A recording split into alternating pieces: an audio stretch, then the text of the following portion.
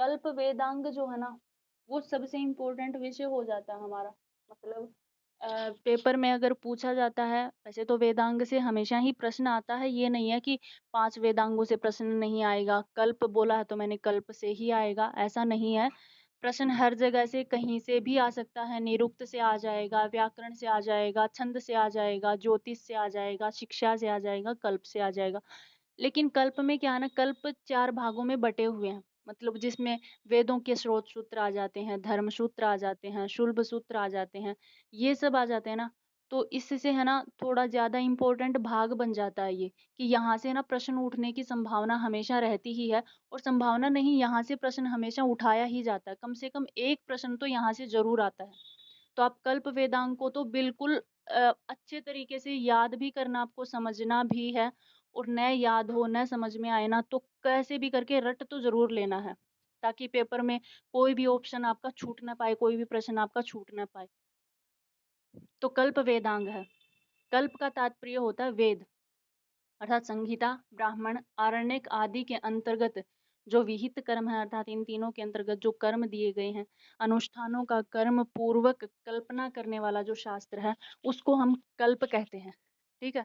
अर्थात इन तीनों में बताए गए यज्ञों का विवरण जो है, उनके कर्मों के बारे में हम अच्छी प्रकार से अनुष्ठान आदि को हम कर्म पूर्वक जान लें, या वो अनुष्ठान कौन से होते हैं, कैसे कैसे होते हैं, वो किसके अंतर्गत आते हैं, इन सब का अध्ययन करने वाला या बोध करवाने वाला कल्प वेदांग है। एक बार ये प्रश्न आया है कि वेद विहितानाम कर्मणा आनुपूर्वेण कल्पना शास्त्रम इति किम। ऐसा आपसे पूछा गया था कि जो वेद में विहित कर्म आदि को आनुपूर्वेण मतलब क्रमशः जिसकी कल्पना का बोध करवाता है, उस शास्त्र को क्या कहा जाता है। तो उस शास्त्र को कल्प कहा जाता है। ये कल्प की एक प्रकार से निरुक्ति लगा लो, या निर्वचन लगा लो, या व्युत्पत्ति लगा लो। तो ये आपको याद रखनी है कि कल्प किसे कहते हैं। तो वेद विहितानाम कर्मणानाम आनुपूर्वेण कल्पना शास्त्रम इति कल्प है। ठीक है, ऐसा ऋक प्रातिशाख्य में मिलता है। आगे है कल्प सूत्रों का प्रतिपाद्य विषय क्या है। तो बताया गया है संस्कारों, यज्ञों और वर्णाश्रम धर्मों की व्याख्या करना, विविध यागों के बारे में और अनुष्ठान आदि की चर्या करना, मतलब पूजा अर्चना करना। इन्हीं के आधार पर कल्प सूत्रों का 4 मुख्य वर्गों में विभाजन किया गया है। मतलब कल्पों में क्या बताया गया है कल्प सूत्रों में। तो कल्प सूत्रों में वर्णाश्रम व्यवस्था बताई गई है, विविध प्रकार के यागों के बारे में बताया गया है, संस्कारों के बारे में बताया गया है, यज्ञों के विभिन्न प्रकार के जो यज्ञ हैं उनके बारे में बताया गया है, कल्प सूत्रों के बारे में बताया गया है। इन सब के बारे में बताने वाला जो शास्त्र है वो है कल्प शास्त्र। अब 4 भाग हैं, एक है श्रोत सूत्र, दूसरा गृह्य सूत्र, एक है धर्म सूत्र, एक है शुल्ब सूत्र।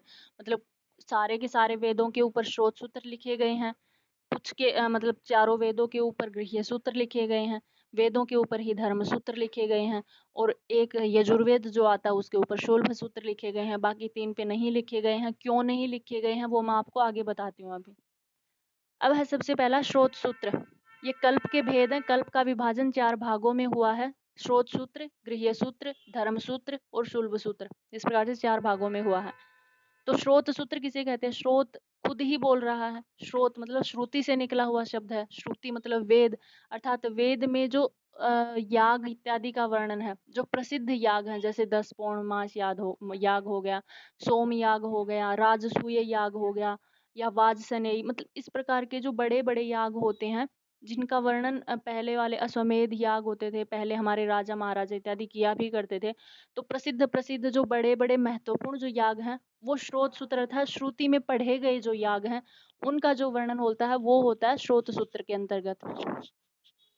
अब श्रोत सूत्र में श्रुति प्रतिपादित अर्थात श्रुति में प्रतिपादित 10 याग, पौर्णमास याग, चातुर्मास्य, सोमयाग, वाजपेय, राजसूय, अश्वमेध आदि श्रोत यज्ञों का और उनके अनुष्ठेय कर्मकांडीय विधि विधानों का कर्मबद्ध वर्णन है।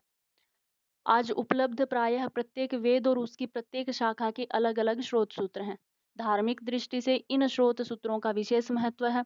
ऐतिहासिक कर्म में ये यज्ञ धीरे धीरे अप्रचलित होते जा रहे हैं, मतलब यज्ञों की जो परंपरा है वो थोड़ी सी टूटती जा रही है।